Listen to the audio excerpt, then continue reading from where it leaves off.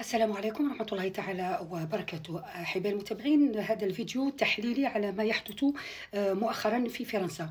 وقبل ما تخرجوا سكاكينكم اللي يقولوا هذا ما يهمناش، أكيد يهمنا، لأنه كما قلت لكم كاين 6 ملايين جزائري في فرنسا، وكل عائلة في الجزائر عندها ارتباط أو أحد من أفراد العائلة نتاعها في فرنسا. ولكن أنا غادي نتكلم من منطلق الصحفي والتحليلي.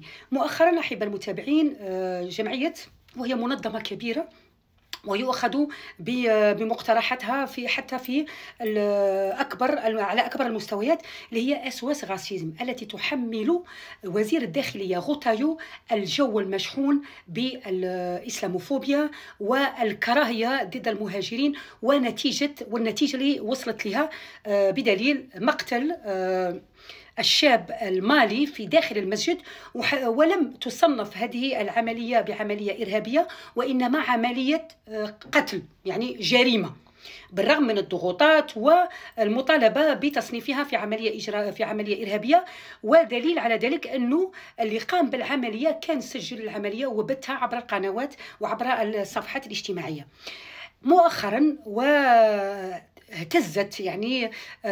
فرنسا وتونس على خبر مقتل ذلك الشاب التونسي على يد جاره، اللي سجل العملية قبل وبعد المقتل الشاب اللي عنده 37 سنة، وهو شاب معروف بالأخلاق نتاعو الحسنة. هذا ما يعنيش أنه الشاب اللي عنده أخلاق ماشي مليحة راه حلال عليهم يقتلوه، فقط باش نقولوا أنه ما كانش حاجة أو سبب مباشر لهذه العملية الإرهابية. وتداركا للأمر، عرف غوتايو بعد الأخطاء اللي قام بها في جريمة أو العملية الإرهابية اللي تعرض لها أبو بكر داخل المسجد، وكانت عملية إرهابية لأنه مسلم، ولم تحرك ساكنة للمالي. لحد الآن ما شفناش المالي نددت بهذه العملية الإجرامية، وكان مسجد باريس والجالية الجزائرية هي اللي قامت وتكفلت بالدفينة نتاعو، والمحامي نتاعو كان عبر عن استيائه وتنديده بعدم تحرك غوتايو 48 ساعة من بعد. وكان ضغمنا شوفوا لوين وصلت الجهل والغاسيزم لما تكلم وقال لو هذا الانسان طبق له QTF اللي كان عنده، يعني قرار الترحيل، ما ماتش. شوفوا وين وصلنا، كأنه الشخص مجرد رقم أو مجرد قرار، ماهوش إنسان وعنده عائلة وراح تبكي عليه. المهم تحرك غوتايو وصنف عملية القتل نتاع الشاب التونسي بعملية إرهابية، والمجموعة المكلفة بعملية الإرهابية هي اللي غادي تقوم بتتبع الجريمة أو العملية الإرهابية. وغادي يشوفوا إذا كاين معاه هذا القاتل كان من ضمن منظمة، لأنه كل الكلام نتاعو في المنصات الاجتماعية كان فيه كره شديد للمغاربة. هو قال أنه الهم نتاع فرنسا هو المغاربة، يعني جزائريين وفرنسيين، جزائريين وتوانسة ومغربيين. ولقاو في السيارة نتاعو أسلحة، هل كان غادي يقوم فقط بقتل الجار تاعو، وعلما انه الى بليسي جرح جارو تركي، او كان غادي يستمر في قتل المهاجرين. المهم احبائي المتابعين، تم القبض عليه بعدما ابلغت الزوجه نتاعو عنه. وهذا الجو المشحون غداته لديرنيير ديكلاراسيون، الخطاب الكراهيه. رانا نشوفوا القرار اللي خرجوا غوتايو اللي كان نورمالمون غادي يتعالج ضمن نطاق الحكومي، هو خرجوا للصحافه انه هناك مجموعه، الاسلام يهدد فرنسا، وهناك مجموعه الاسلام الاخوه المسلمين اللي يطغوا على الجو الفرنسي، ويحبوا يبدلوا الرسم أو التكوين الفرنسي. هو اللي خرج هذا القرار، هذا التقرير للصحافة الفرنسية. وولينا نشوفوا كل الخطابات احبائي المتابعين، كل الخطابات بداوها نهار اللي بنزيما، تتذكروا معايا مليح لما ساند غزة، واش خرج قال دغمانة؟ قال هذا إخوانجي. شوفوا من وقتاش راهي تبدا الامور. ولما هذيك المؤثره الفرنكو الجيريان اللي نعرفوها يعني تخرج بلباس مكشوف، يعني باش نسموا الامور بمسمياتها، لينا شي با كوا، وهذه ان توكا فرانكو الجيريان، يعني هي من اصول جزائريه ولكنها يعني تلبس معري وتتكلم بالفرنساويه ولا تساند لا اسلام ولا حتى حاجه. في مهرجان كان لبست العبايه على اساس يعني العبايه هي شفناها يعني اكبر كي نقولوا لي ميزون دو مود، بيوت الازياء خرجوا لو كافتون والعبايه، حتى انه في لي ديفيلي دو مور لابسوس ريفيلاتور، لي ديفيلي دو مود خرجوا بالعبايات و هي قالت لهم لينا سيتوياسيون، تفكرتها لينا سيتوياسيون اخوانجيه وتدعم حماس.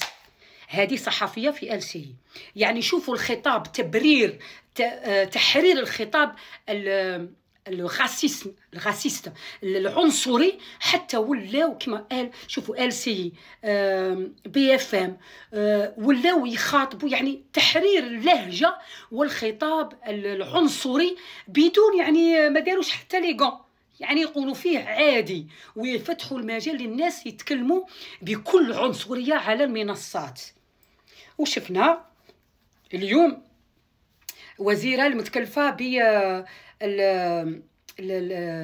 يعني باش تكون يعني المراه والراجل على نفس ند، هي الوزيره اللي متكفله باش تكون دائما يهربوا الكلمات متساويين.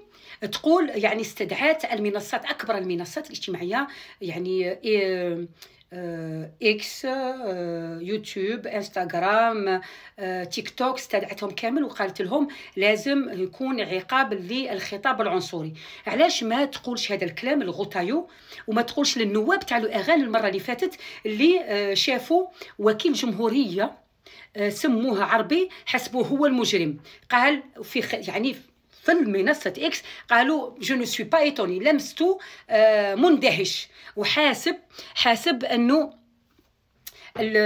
الوكيل الجمهورية بما انه يعني ما شافش حتى المهنة نتاعو، شاف اسم حسبه هو المجرم، لانه في نظرهم كل ما هو عربي هو مجرم. وهذا هو اللي حرر كما قلت لكم الخطاب العنصري. وراه يحاول يستدرك غوتايو هذا الكلام يومين بعدما فازت باريس سان جيرمان في الكاس، يعني وهذا الكاس عمرها ما رفدته، وخرجوا الناس فرحانين وصرا تكسير فقط يعني باش نشوف. قال هذا سي دلا بارباري، يعني الهمجيه، وهذه الكلمه تاع الهمجيه راها استعملها في كثير من الاحيان الناس اللي يسكنوا في لي بونليو في الضواحي. وشكون اللي يسكنوا في الضواحي؟ المهاجرين. وهذا الكلام استعملها هو واستعملها الضغمنه، حتى دخلت في الخطاب تاع الناس ولاو يتكلموا فيها في الاعلام. وكما قلت لكم هما اللي يحبدوا الطريق من اجل مشاريع انتخابيه. شفناه استعمل هذه الكلمات بالرغم انني راني نتبع في القضايا لا كومباريسيون ايميديات، يعني الناس اللي حكموهم وتحاكموا مباشره مازال ما طحتش في اسم عربي، مازال لحد الان مازال ما طحتش في اسم عربي. ما نقولكمش بلي ما كانش العرب، ولكن لحد الان مازال ما طحتش في اسم عربي اللي تحاكموا مباشره. وناس خدامين وعندهم دي CD وطلبه في الماستر كامل يعني وما عندهمش اسماوات عرب. المهم كما قلت لكم وهو وزير داخليه كان من مهامه انه تمشي الامور بطريقه سلميه. رانا شفنا واش صرا بعد انتصار باريس سان جيرمان في باريس، في قلب باريس. المهم قلت لكم هذه الوزيره تاع مساواه بين الجنسين علاش ما الا با كما حنا نقولوا قرصت اذن الوزراء اللي في الحكومه نتاعها والبرلمانيين اللي هما يبثوا في خطاب بالكراهيه. بعض يعني راهم يقولوا المهاجرين هما سبب المشاكل. خرج لهم برلماني قال لهم شوفوا نعطيكم 24 ساعه، اذا خرجوا المهاجرين هناك انهيار في المنظومه الصحيه والمنظومه الاقتصاديه والمنظومه السياحيه. قال لهم ما نعطيكمش اكثر من 24 ساعه. اذا انا ننصح غوتايو اللي يبت في الكراهيه تاعو ضد الجاليه الجزائريه، وحتى انه الملف الجزائري ما نجحش فيه وقال غادي استقيل لو ما نجحش. calme-toi. Calme-toi. مع السلامة.